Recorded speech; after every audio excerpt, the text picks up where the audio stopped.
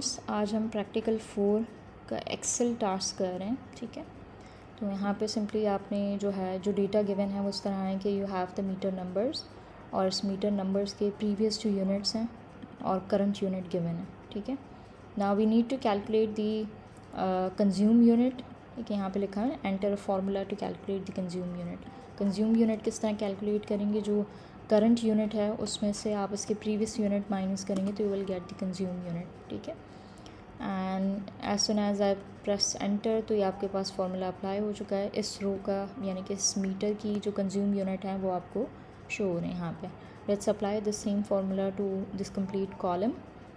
अच्छा, once you get the unit consumed तो यहाँ पे देखें cost of 1 unit of electricity is ₹8.25, ठीक है। कॉस्ट हमें गिवन है पर यूनिट की, तो जितने यूनिट कंज्यूम हुए हैं उसको आप मल्टीप्लाई कर देंगे। This is the consume unit, ठीक है। उसको आप मल्टीप्लाई करेंगे 8.25 से, राइट। तो it will give us the electricity charges, क्योंकि पर यूनिट जो कंज्यूम हो रहा है उसकी प्राइस इज़ 8.25 एंड जो टोटल कंज्यूम यूनिट है आप इसको मल्टीप्लाई करेंगे इससे, तो you will get the total electricity charges, right. And let's apply this formula to this complete column, ठीक है। फिर इसके बाद जो है we need to compute the search charges like additional charges जो कि 15% है इलेक्ट्रिसिटी चार्जेस के, ठीक है। This is the electricity charges और इसका मुझे 15% निकालना है, तो आप इसको मल्टीप्लाई करेंगे with 15%। You can either write like 15% और you can divide 15 with 100, right.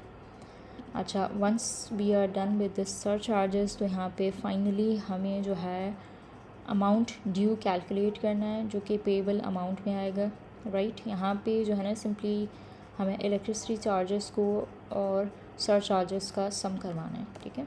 So whenever we need to write a formula तो यहाँ पे सेल में आपने ये इज़ इक्वल का सिंबल देना होता है and then you need to select this value plus search charge, ठीक है।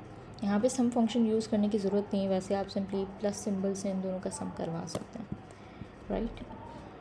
अच्छा, अमाउंट ड्यू कैलकुलेट करने के बाद we need to round up it as well. यहाँ पे देखें and round up the amount payable to 1 decimal place using round function. So यहाँ पे जो है एक्सेल में you do have a round function, तो राउंड फंक्शन यहाँ पे ये ब्लू में जो मैंने लिखा हुआ है यहाँ पे आप देख लें। Round function is basically built in function, जैसे आप सम का फंक्शन यूज़ करते हैं, एवरेज फंक्शन, मिन, मैक्स, इसी तरीके से राउंड फंक्शन है यहाँ पे। And this is going to round up the values, right. और राउंड अप वैल्यूज़ को राउंड अप करने के लिए जो रूल्स फॉलो होते हैं वही रूल्स फॉलो करते हुए राउंड अप करेगा, right. And this is already built in function, हमने नहीं बनाया, राइट। राउंड फंक्शन हम यूज़ करेंगे और राउंड फंक्शन में 2 वैल्यूज़ देनी होती है। एक वैल्यू जो है जिसको आपने राउंड करवाना है, ठीक है, राउंड अप करवाना है, राइट। एंड देन कॉमा के बाद इफ़ यू वांट के डेसिमल प्लेस कितनी डेसिमल प्लेसेस आनी है, ठीक है, इस डेसिमल पॉइंट के बाद कितने डिजिट्स आप चाह रहे हैं, you need to type here. अगर आप 2 लिखते हैं तो दैट मीन्स यहाँ पे डेसिमल पॉइंट के बाद 2 वैल्यूज़ आएंगे। अगर 1 लिखते हैं तो ऑफ कोर्स 1 डेसिमल प्लेस आएगी, ठीक है। सिंस हमारी रिक्वायरमेंट जो है we need to have a 1 decimal place, तो इसके लिए हम यहाँ पे राउंड फंक्शन यूज़ कर रहे हैं, ठीक है। और ये राउंड फंक्शन के मैंने ओपनिंग राउंड ब्रैकेट और क्लोजिंग राउंड ब्रैकेट दी थी सिंस दिस इज़ वैल्यू, और उसके बाद यहाँ पे हमने 1 लिखा हुआ है, ठीक है।